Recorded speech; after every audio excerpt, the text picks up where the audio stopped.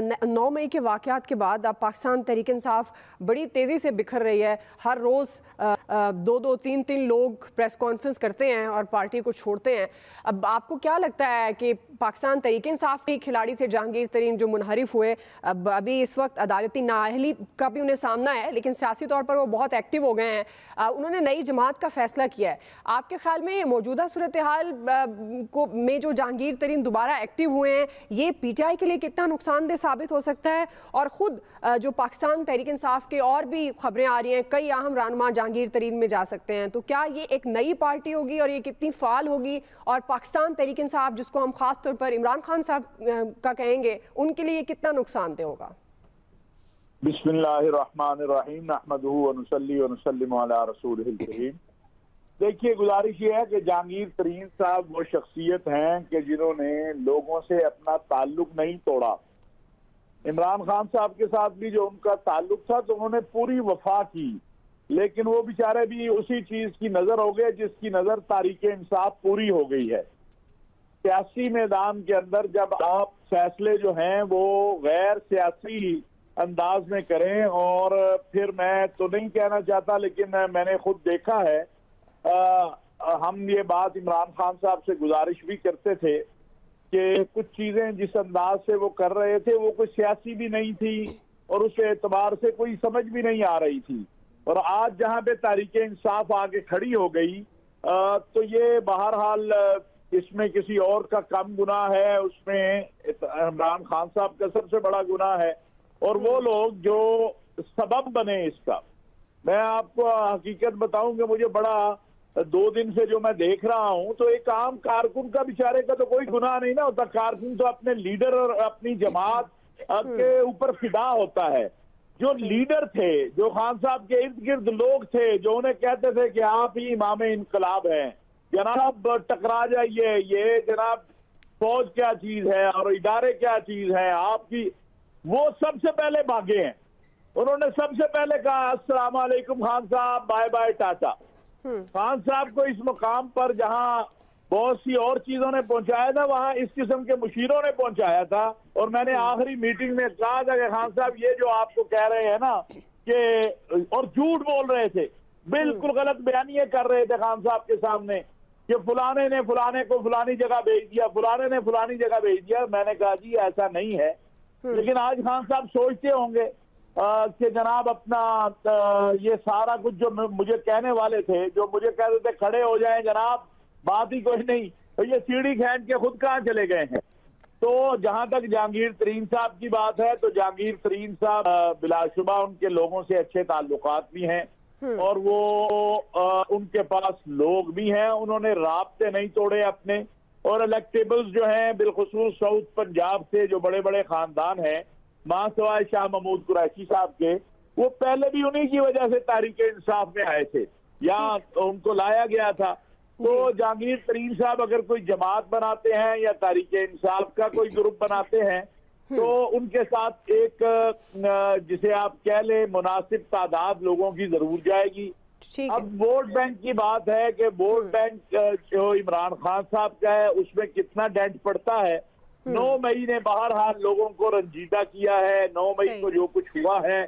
और आप देखें कल यौम तकरीम पाकिस्तान शुहदा जो मनाया गया, जी खान साहब का मुझे दुख हुआ है इस बात का। कल खान साहब के पास बहुत बड़ा दिन था, वो कल ऐलान करते, खुद निकल पड़ते कि मैं अपने शुहदा को खराज तासीर पेश करने के लिए निकलता हूँ, ये मेरे शुहदा है। तो ये 9 मई का इजाला कर सकते थे कल का दिन जो गया, लेकिन आप देखें उनका आप एक मैसेज नहीं दिखा सकते कि जिसमें उन्होंने कल यौम तकरीम शुहदा के मौके पे कोई पैगाम दिया हो। तो तरीन साहब मुझे लगता है कि जितना हदफ उनका है उसमें वो कामयाब हो जाएंगे। सही, आप समझते हैं कि जहांगीर तरीन अपने हदफ के मुताबिक लोग इकट्ठे कर लेंगे और कामयाब हो जाएंगे? इम्तियाज़ गुल साहब, आप किस तरह से देख रहे हैं अब इस वक्त जो मौजूदा सियासत है, ख़ासतौर पर पाकिस्तान तहरीक इंसाफ, और जिस तरह से इमरान खान साहब खुद भी कह चुके हैं कि अगर मेरे माइनस होने से मामलात हल हो सकते हैं तो कर लें, और गैर मशरूत तरीके से वो मुज़ाकरात की भी बात कर रहे हैं, लेकिन आपके ख्याल में जिस तरह हाफिज ताहिर साहब कह रहे हैं कि वोट बैंक तो जाहिर है पीटीआई इमरान खान के साथ है और बहुत वोट बैंक जो है वो इमरान खान साहब का है, तो आप जहांगीर तरीन साहब की सियासी जमात बनाने की जो बातें हो रही हैं उसको किस तरह से देख रहे हैं? और बहुत सारे लोग पाकिस्तान तहरीक इंसाफ के जहांगीर तरीन साहब को ज्वाइन कर रहे हैं और करने जा रहे हैं, तो आप किस तरह से देख रहे हैं मौजूदा सियासत में इस नई जमात की कितनी अहमियत होगी? इम्तियाज गुल साहब जी, मालूम नहीं कितनी अहमियत होगी, इसलिए कि ये लोग मुसलसल एक जमात से दूसरी, दूसरी से तीसरी, तीसरी से चौथी में आ रहे हैं। जहांगीर तरीन साहब भी इस हवाले से मशहूर हैं, बासर इंसान हैं, सनतकार हैं, बड़े ज़मींदार भी हैं और ज़ाहिर है उनका अपना एक हल्का नयाबत है।